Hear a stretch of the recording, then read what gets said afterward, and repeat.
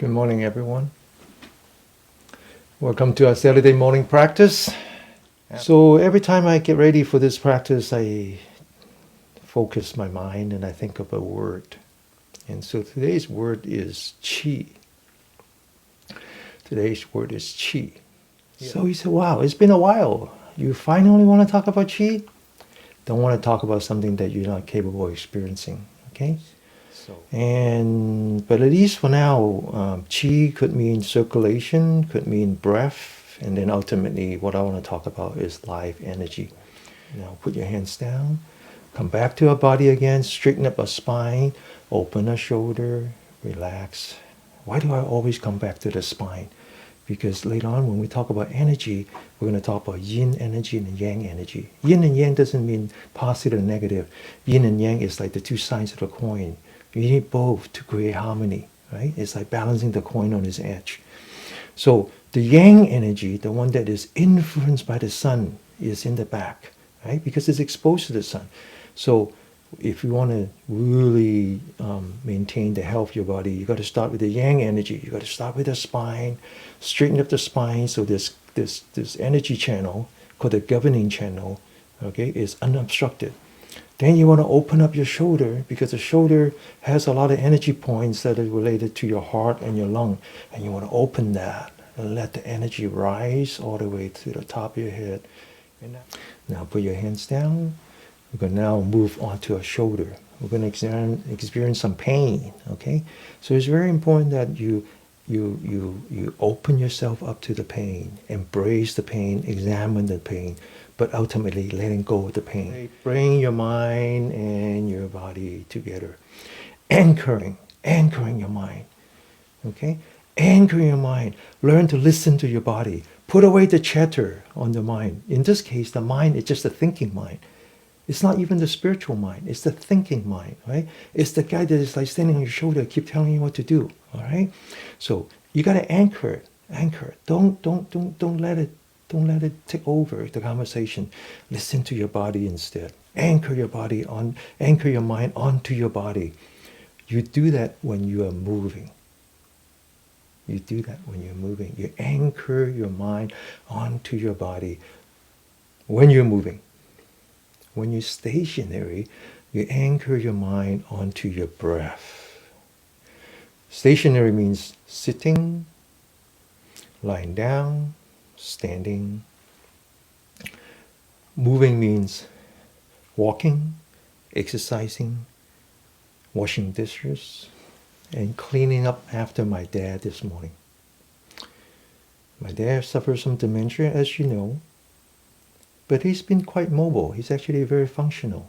So whenever he has problem, we can take him to the bathtub and then give him a shower, clean it all up, no problem. Well, the last couple of days, he's been fighting an infection on his lung, which means that he's now bedridden. This is the first experience for my mom. All these years that my mom is taking care of him, this is the first experience that she actually have to see how my dad need to be clean while he's in the bed. So last night we had a class. I told my mom that I'll rush over as soon as I can. Halfway to the class, well actually right before the class, my mom said, I did it already. Okay, all right. This morning it happened again. It took us an hour and a half to clean it. This time I do it. When it's done, I told my mom, I said, you have to thank my dad. Don't expect him to thank you. You thank him because you have an opportunity to practice spiritually. This is a spiritual practice. Even when you're changing diaper, you anchor your mind onto your body.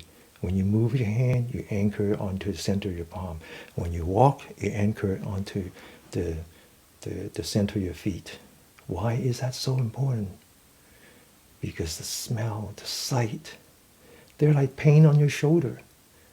They are excruciating. But that's just pain.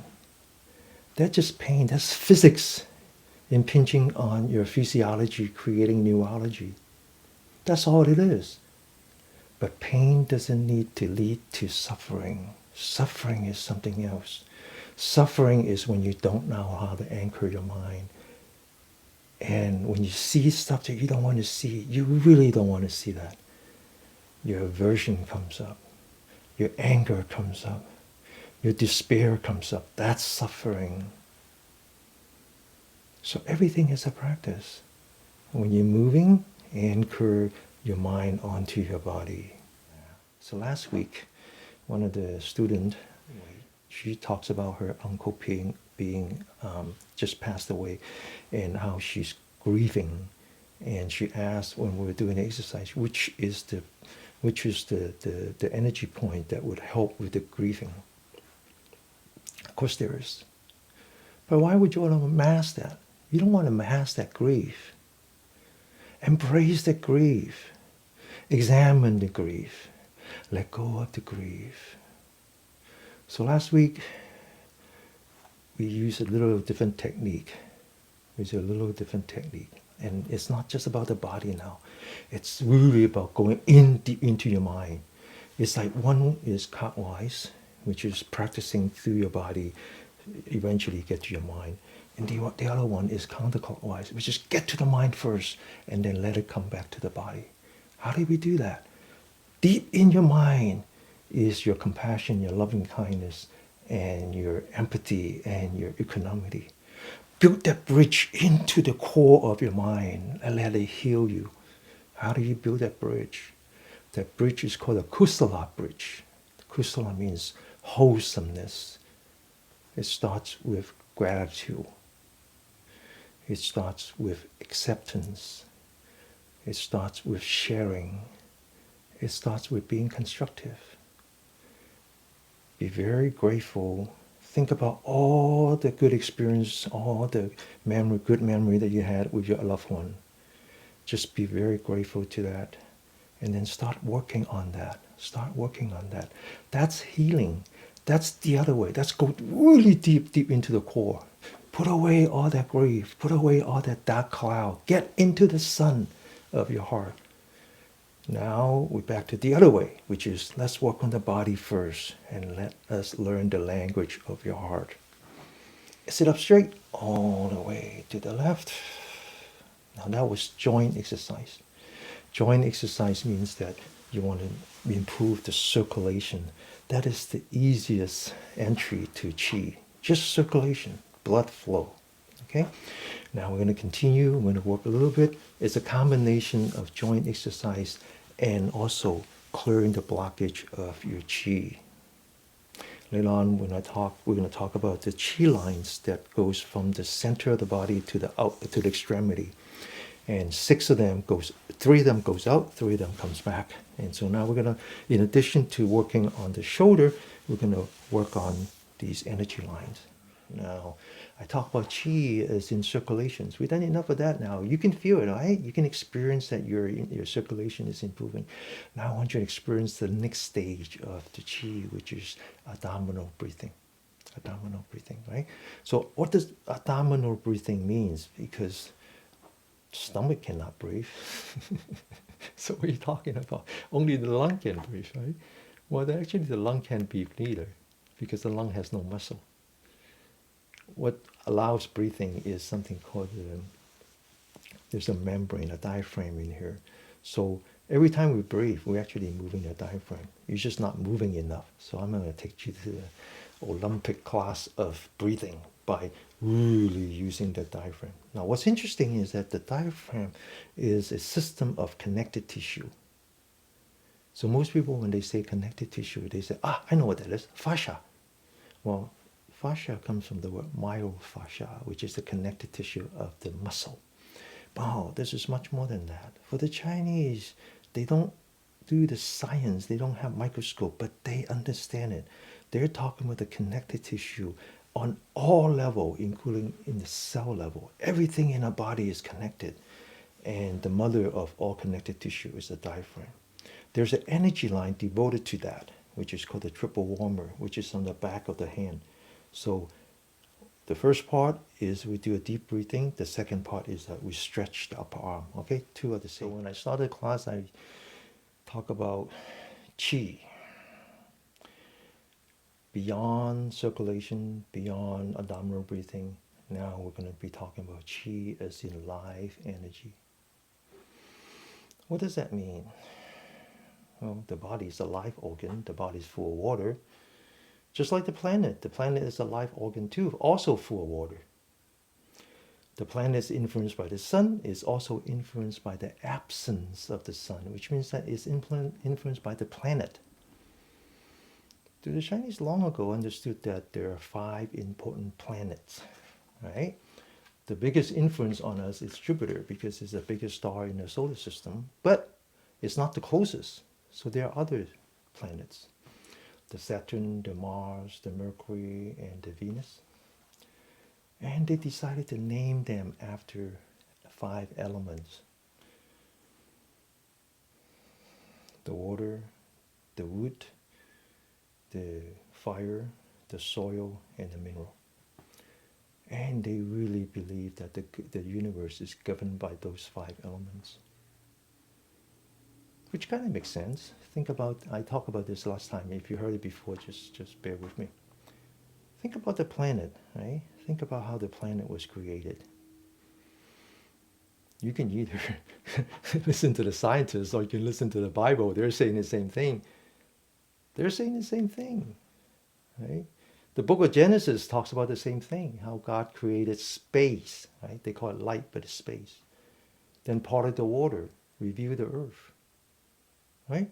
Then created the sun and the moon. Then they have vegetation. And then from that they have animals, one at a time. It's the same.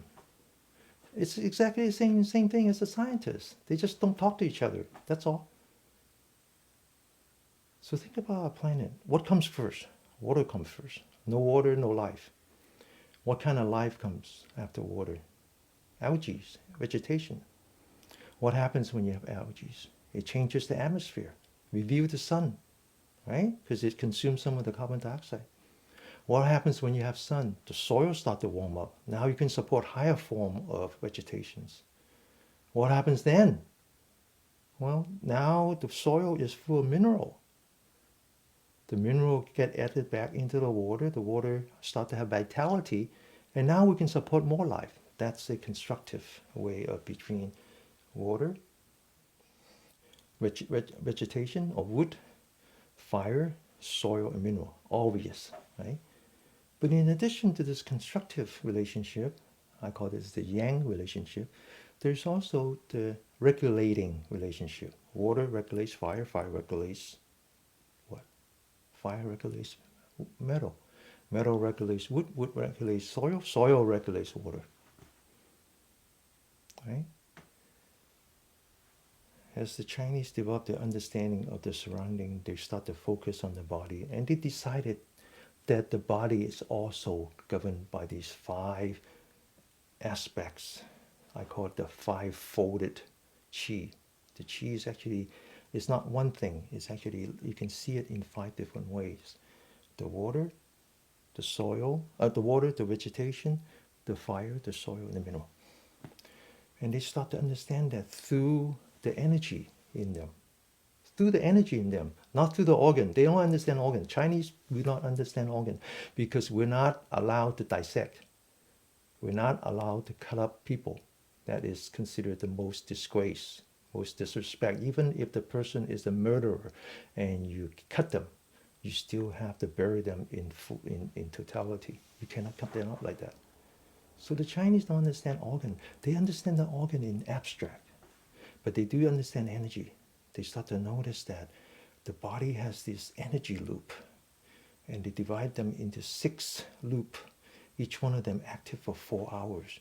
And they decided to call the outgoing energy yang and the incoming energy yin.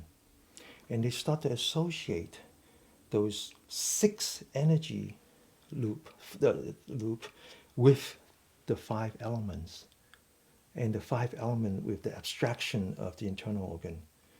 And they decided that the heart deserved 2, both the mental part, the emotional part, and the physical part.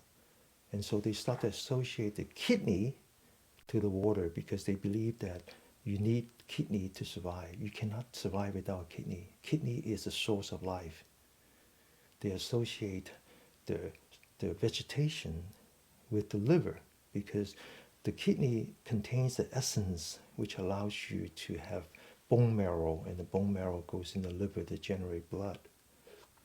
They start to associate the heart with the fire, because once you have blood, you generate fire, generate warmth. They associate the splint, which is a very important organ, with the soil. They associate the lung with mineral. That's why when we talk about lung, we talk about it distributing all nutrients to our body like that. Now, what's interesting is that through that, they start to understand about our health. And in the past, I talk about our health. The Chinese doesn't believe health as in overcoming symptoms. That's not it. They believe health is all about harmony. And in this five-folded qi, they develop these two ways of looking at the harmony. One is called the yang, one is called the yin. It all has to do with the liver, the kidney. So if you think about the five-folded with the five corner, they're like the pentagon, right? If you focus on the kidney, it forms two triangles. One triangle that it forms is with the heart and the lung. Is with the heart and the lung. That's the yang triangle. The other triangle that it forms is with the splint and the liver. That's the yang, that's the yin triangle. So the yang triangle is responsible for circulation, and the yin triangle is responsible for metabolism. So someone who's weak in the yang is somebody who's tired all the time, has no energy, can't walk the stairs, right? The qi is blocked, they develop inflammation, and in fact, the arthritis, the diabetes, and the dementia all comes from that. People who are weak in the yin energy are the people that has very brittle hair, very bad skin, all kinds of disease that they cannot explain, the problem with the ears, the problem with just like tired all over the place, aching and all that, including the what is that called when you have I just don't remember the name, all the different things. So in this case, for what we want to do, we want to maintain the balance between the yin and the yang. So what we just did is that yang triangle between the kidney, the heart, and the lung. Thyroid, thank you, Carol. Thyroid. And this upper part has to do with circulations, the lower part has to do with metabolism, or what we used to call hormonal disorder. The Chinese actually understand that. So when they write the word qi, there's two ways to do it. One way is the combination between air and rice, that's circulation. The other one is the combination of two words, which means no fire. No fire. No kidney fire, no liver fire, no heart fire. Fire means disorder, right? Hormonal disorder. So they understood that. Okay? Now we're going to sit, but we're going to sit this time not for spiritual practice. We're going to sit as a therapy. We're going to learn how to entice and guide our body into the rest and digest mode by sitting properly and by breathing properly. We're going to sit like the bell. So either you sit on the edge of your chair with the feet firmly on the ground, or if you sit like me, you make sure that they're touching the floor, touching the mat, okay? You're not, because when we sit, we use the earth element. We don't use the fire element. We don't use muscle. Then you're going to relax the hand. You don't really need to do any mudra, okay? You could do this, but you don't need to, okay? We're not doing this for spiritual reason, just therapeutic. Next one is the spine. So stretch your spine like someone is pulling a hair on top of your head. Relax. Okay, open the shoulder. Relax. Lean back the forehead. Tuck in the chin. Relax. Entire body lean forward. Upper torso lean back, but the hip is in leaning forward. Feeling the pressure on your adrenal gland. Lean back until you feel like you're falling over. Now your spine is directly perpendicular to the earth. This is called a one pillar supporting the sky. Next thing we do is relax the eyelid. You can actually see through the eyelashes. You can see your knee, your hand. Next one is the tongue. You remember the energy point between your bottom of your nose and the upper part of your lip? You want to put the tip of the tongue behind that. Don't press it, just put it there. Okay, so what you're doing now is you're temporarily shutting off your stress hormone by putting pressure on your adrenal gland, and you are reactivating your salivary gland, which is the first thing that the sympathetic nerve will shut off. Okay, that and the digestive system and your reproductive system and many other things, any other functions that you don't need when you're in danger. So this is the first part.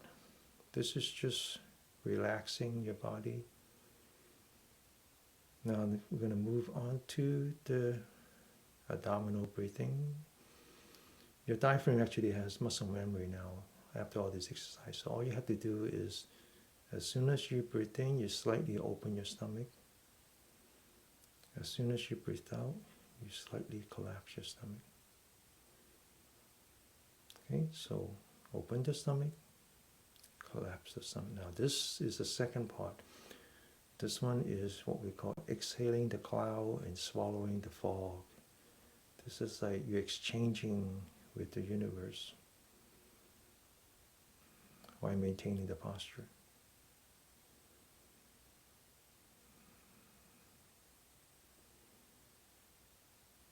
Now I'll come to the third part. I want you to think about what I explained. The 5 elements: the water, the vegetation, the fire, the soil, and the mineral, which are the kidney, the liver, the heart, the spleen, and the lung. Remember what I talked about, forming the 2 triangles, the Yang Triangle, which is your circulation, the Yang energy, and the Yin Triangle, which is your metabolic. The Yang is with the heart and the lung. The Yin is with the liver and the spleen. Now, imagine you're seeing your kidney on both sides of your lower back. The kidney has a shape of a peanut. Imagine digging that peanut in the water. The peanut grows roots. The roots reach down to your reproductive organ, because your reproductive organ is actually governed by your kidney energy line. So if you have a weak kidney, you have a problem with your reproduction. Now imagine the 2 kidneys grow together and you have a stem. The stem is your spine, and it goes all the way up to the top of your head. The kidney is what we call a treasure organ. It has essence that you were given by your mother. And if you misuse it, abuse it, that's all there is. So you want to really treasure those essence. The essence from the kidney are they are the constituents for the marrow. So the kidney is connected to the spine. The spine is where the marrow is developed. The Chinese believe the brain is part of that marrow system, is the C for the marrow. As you trap up the spine, imagine it's connected to all your internal organs, your spleen and your liver and your stomach and your gallbladder and your lung, as if those are the leaves. Now, I want you to think about the Yang energy going up the stem and the Yin energy coming back down. The Yang energy has to do with the heart and the lung, and the Yin energy has to do with the spleen and the liver. I want you to come back to the posture. Maintain the posture. Stretch your spine, open your shoulder, lean back your forehead, tuck in your chin. Maintaining pressure on your adrenal gland, the whole body lean back slightly. I want you now to focus on your breathing. Deep breathing, open your stomach when you breathe in, empty your stomach when you breathe out. Open your stomach when you breathe in, empty your stomach when you breathe out. And as you breathe in, I want you to start at the bottom of your spine, visualizing the kidney. Imagine you're going up the spine, the yang energy going up, connecting with your heart and your lung, all the way up to the top of the head, the 100 meet, where all the yang energy meets. And as you breathe out, I want you to start at your forehead, come down between your eye to the tip of your nose, down to your lip, through your tongue. Tongue is now part of the conductive path, through your chin, all the way down. That's the yin energy. I want you to visualize the splint and the liver, and all the way down to the bottom of your spine, where the kidneys are. Breathe in, go up. That's the yang energy, all the way top to the head. Breathe out, let it come down on its own. The yin energy is restorative, it's not energetic, so you don't have to do anything, just let it come down on its own. Next time when you go up, take your body with you, stretch your spine, open your shoulder, lean back the forehead, tuck in your chin. And when you come down, the entire body lean back as if you're getting out of the way, let it come down.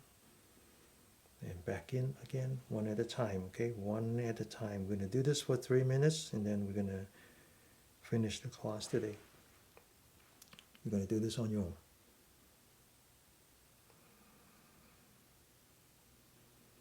This is the ultimate of the chi therapy, understanding how your circulation and your metabolics working together, the yin and the yang, creating vitality, restoring harmony.